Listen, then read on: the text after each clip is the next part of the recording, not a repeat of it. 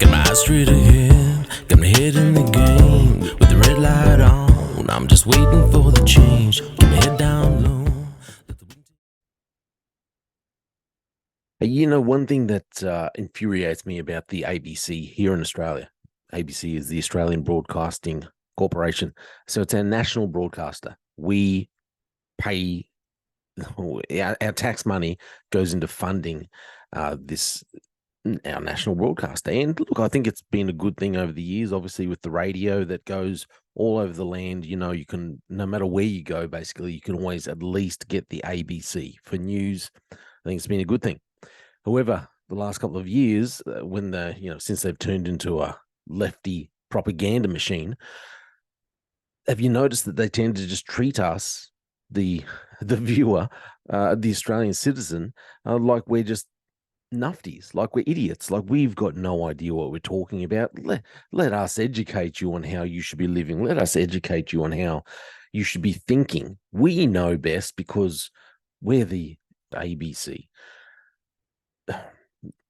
I just find them infuriating. Anyway, look, there's been a few things that have happened lately. I think it's called into question their ethics, their ethical standards. I think their moral standards flew out the door a long time ago. This story came up last week. I think very, very interesting, and it's how they handled. I'll read this headline for you. It's from The Guardian. I'll bring it in so you can check out what I'm actually reading here. Headline: ABC defends Four Corners crew who filmed planned protest at Woodside CEO's home. There she is. That's the Woodside CEO. The ABC has defended the actions of a crew from Four Corners. If you don't know, Four Corners is a program here in Australia, like a hard-hitting news program. They do investigative in journalism. Who filmed a planned protest at the Western Australian home of Woodside CEO after the state's premier hit out at the public broadcaster, the Disrupt Burrup Hub activists. These activists have been a pain in the butt for a long time now. These are the kinds of people that go and glue themselves to the road just before peak hour and stop traffic.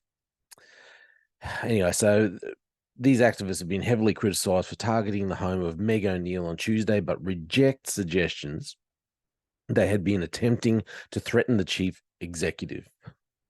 They wouldn't threaten, they just make their lives very uncomfortable and make you feel like you are being threatened, but they don't actually threaten, whatever. The activists are protesting against the ongoing development of the Burrup Peninsula and claim Woodside has destroyed thousands of sacred rock art sites as part of the development of a large-scale gas development known as the Burrup Hub. Okay. Now, the ABC has also come under fire as it had a reporter and crew from the Four Corners program at the scene as protesters arrived. Disrupt Burrup Hub has released images of the crew standing outside O'Neill's home. O'Neill said in a statement that the protest was designed to threaten me, my partner, and our daughter in our home. Such acts by extremists should be condemned by anyone who respects the law and believes people should be safe to go about their business at home and at work. The Premier, WA Premier Cook, he alleged the ABC clearly had prior notice and understood that these people were going to the CEO's house, her personal home, to take this action. So I'll be seeking answers, contacting senior management to understand what it is they knew and why they didn't take action to inform the police. So an ABC spokesman defended the conduct of its reporter and crew. This is where I say the ABC treat the public, the general public, like we're just idiots. You and I, we're fools. We are not intelligent enough to understand these highfalutin things, are we? So this spokesman has said that a Four Corners team had attended the protest to gather material for a potential report later this year. They had received a tip to go to an address just prior to the action occurring and had no knowledge of what was there, including that it was a person's house. I mean, really? Including that it was a person's house. They had no knowledge. This spokesperson's treating us like we're idiots. They had no knowledge. I tell you what, you type in an address, you get an address, type it in on your phone. You've got Apple Maps, the Apple one. You type in the address, it'll come up with a little pin on the address. It also comes up with a picture of the house. Even if it doesn't have a picture, it comes up and shows you the street, like a picture of the street and, a formation of the houses in that street. I mean, you type it into Google Maps, the same thing. It comes up with a picture, comes up with the street view. And they're trying to tell us they'd received a tip to go to an address, but they had no knowledge of what was there, including that it was a person's house. They're treating us like we're flipping idiots. Can't stand them. When they arrived, the police were already in attendance in numbers. The ABC team remained on public land, observing what was happening and getting some vision as journalists do. They at no time went onto private property or had involvement in what was happening. The ABC team in no way colluded with the activists. Okay. We're all just fools. We don't know what's going on. They didn't collude. No way. Environmental activists involved in the protest said they suspected. This part's actually funny. They suspected West Australian police were using sophisticated surveillance techniques, including listening devices, to track their activities after the protest was thwarted by police. Okay, look, I spent a little bit of time working. I think I've told everyone, in the COVID surveillance world, just a few years. I tell you what, if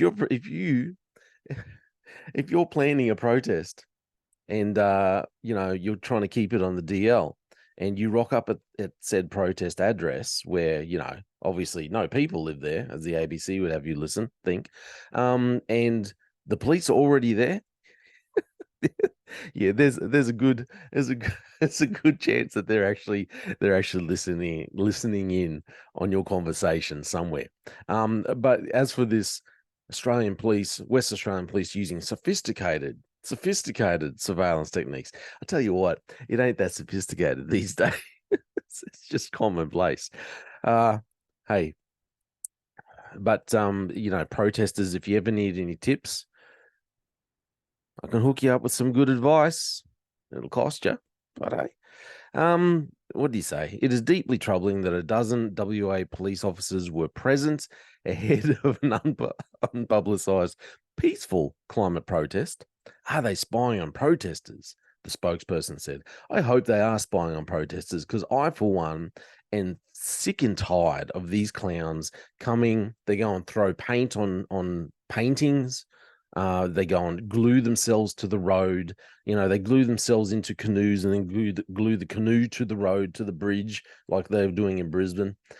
It's time that I won't say that. Don't advocate violence, but heck, when someone goes and glues themselves to the road, sometimes I think, well, maybe they just need to reap the consequences of their own stupidity. So, goes on to say, while Disrupt Burrup Hub was prevented from carrying out a peaceful action today by heavy-handed preemptive policing, it was not a failure.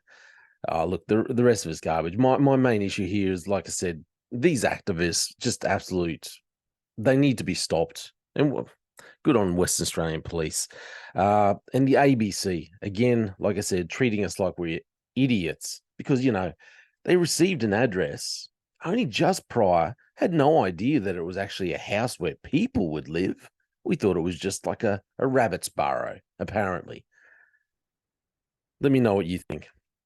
I think the ABC, bunch of lefty nufties, they need to actually bring in some, get a bit more, change their reporting a little more, and so it's a little more diverse. A little more diversity, maybe not have just all left wing, maybe have some people with opposing views. and get away from treating the Australian public like we're adults who can't see exactly what's going on, can't see through their lies. Let me know what you think. It's all my opinion. Thanks for listening to The Slippery Slope. They just fuel a desire that will take me higher. I'm on fire because nothing's going